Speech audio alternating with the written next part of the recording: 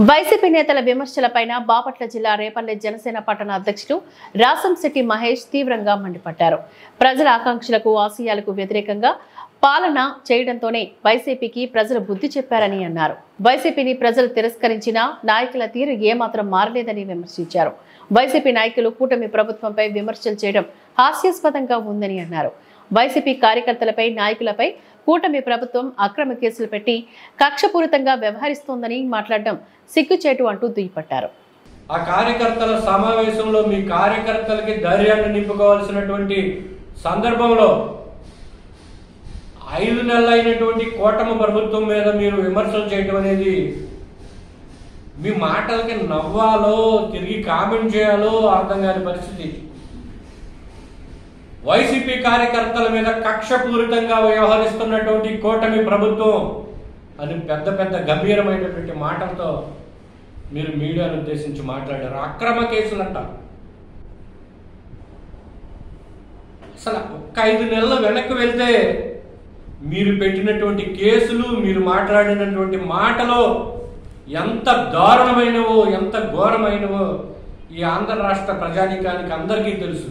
మీ వ్యవహారం అంతా ఢిల్లీలో కూడా ఉంది. ఏం మొహం పెట్టినప్పుడు మీరు మాట్లాడుతున్నారు? మీ గురించి మాట్లాడాలంటే మాకే సిగ్గేస్తుంది.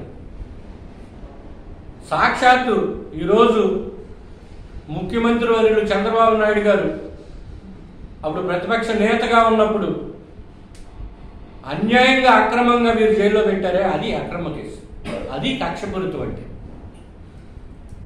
మీ నాయకులు జగన్మోహన్ రెడ్డి గారంటే మాకు ప్రాణం, జగన్మోహన్ రెడ్డి గారి కోసం ఏమైనా చేస్తామని చెప్పేసి ప్రగల్భాలు పలికి మీడియా ముందుకు వచ్చి పిచ్చిబూతులు మాట్లాడారే. పేర్లు ఎందుకు, చాలా మంది ఉన్నారు, క్యాబినెట్లో కూడా ఉన్నారు. వారి నోరు తెరిస్తే ఎటువంటి మాటలు వచ్చాయో ప్రజలు ఇంకా మర్చిపోరు. చట్టరీత్యా వారి మీద చట్టానికి లోబడి యాక్షన్ తీసుకుంటే అది అక్రమమా, అది దుర్మార్గమా, అది కక్షపూరితమా? అసలు మీకు మతి ఉండి మాట్లాడుతున్నారా, లేకపోతే మతి స్థిమితం కోల్పోయి మాట్లాడుతున్నారా అర్థం కావట్లేదు. కొడాలి నాన్నగారు నోరు తెరిస్తే ఎన్ని పచ్చిబుత్తులు మాట్లాడారో మర్చిపోయారా? మీరు ఎప్పుడన్నా దండించారా? సాక్షాత్తు అసెంబ్లీ సాక్షిగా లోకేష్ గారి మీద కావచ్చు, చంద్రబాబు నాయుడు గారి మీద కావచ్చు, పవన్ కళ్యాణ్ గారి మీద కావచ్చు, వారి కుటుంబ సభ్యుల మీద కావచ్చు, ఎంత దుర్భాషలాడారు. సమాజం సిగ్గుతో తల దించుకునేటువంటి మాటలు మీరు మాట్లాడారే. మీరు దండించారా? పెద్దల సభ మీద ఖండించారా? అసెంబ్లీలో సాక్షాత్తు ముఖ్యమంత్రి జగన్మోహన్ రెడ్డి గారి సమక్షంలో ఇలాంటి కోతలు కూర్చున్నప్పుడు మీరు ఏం చేస్తున్నారు? దాని మీద ఏమైనా చర్యలు తీసుకున్నారా? దానిని మేము ఖండిస్తున్నాం, అసెంబ్లీ రికార్డుల నుంచి తొలగిస్తున్నాం అని ఒక్క మాట మాట్లాడారని జనసేన పార్టీ తరఫున ప్రశ్నిస్తున్నాం. ఈ రోజు మీరు ఇక్కడికి వచ్చి ఏదో అల్లకల్లోలం అయిపోతుంది అన్నట్టుగా మీరు మాట్లాడుతున్నారే. ప్రజలు తిరస్కరించారనేటువంటి వాస్తవాన్ని మీరు ఒకసారి గ్రహించుకోండి.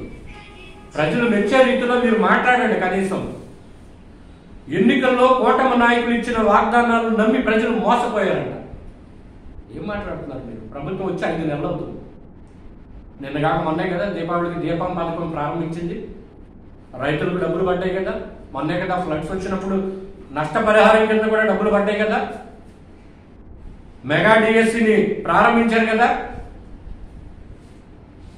తల్లికి వందనం, ఆడబిడ్డ నిధి, ఇవన్నీ డిసెంబర్లో జనవరిలో ఉచిత బస్సు ప్రయాణం ప్రారంభించడానికి సన్నాహాలు చేసుకుంటుంది కదా కూటమి ప్రభుత్వం. మీరు వినడం లేదా? ఇంకా ప్రజలు తిరస్కరించిన విధానాన్ని బట్టి మీరు ఇంకా ఆ బాధలో ఉండిపోయారా? కూటమి ప్రభుత్వం చేస్తున్నటువంటి అభివృద్ధి కార్యక్రమాలు, ప్రజా సంక్షేమం మీ మెదడుకి ఎక్కట్లేదా? అసలు ఆలోచించండి. 151 నుంచి 175కి వెళ్తాం. కుప్పం వైనాట్ అని ప్రగల్భాలు పలికారు కదా.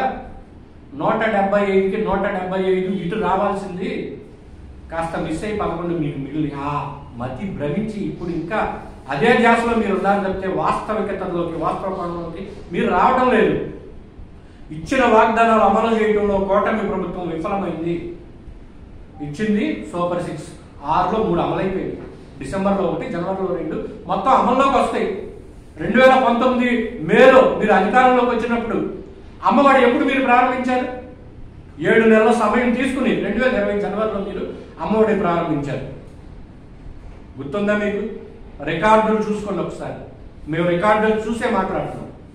ఒక మాట మాట్లాడే ముందు కనీసం గతంలో చెప్పినట్టుగా మీకు ఎదుటికి సిగ్గుండదు, మీ మనస్సాక్షికైనా సిగ్గుందో లేదో ఒకసారి ప్రశ్నించుకోండి.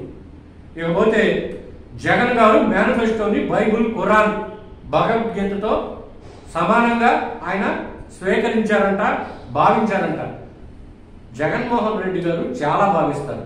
ప్రజలు అంతిమంగా ఏం స్వీకరించారు, ఏం నమ్మారు అనేది ఒకసారి ఆలోచించుకోవాలి.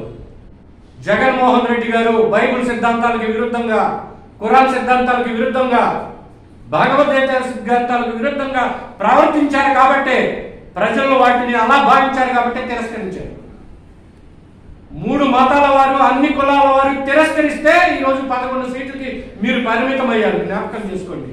ఇంకెన్నాళ్ళు మోసపూరిత మాటలు చెప్తారు ఒకసారి జ్ఞాపకం చేసుకోండి. మీరు ఇచ్చిన హామీలన్నింటిని నెరవేర్చారంట జగన్మోహన్ రెడ్డి గారు. పోలవరం ఏమైంది? 2 మారారు మినిస్టర్లు. జగన్మోహన్ రెడ్డి గారి క్యాబినెట్ లో ఆ శాఖకు సంబంధించి 2 మారారు. అంబటి రాంబాబు గారు వచ్చారు, అనిల్ కుమార్ యాదవ్ గారు వచ్చారు. పోలవరం పూర్తి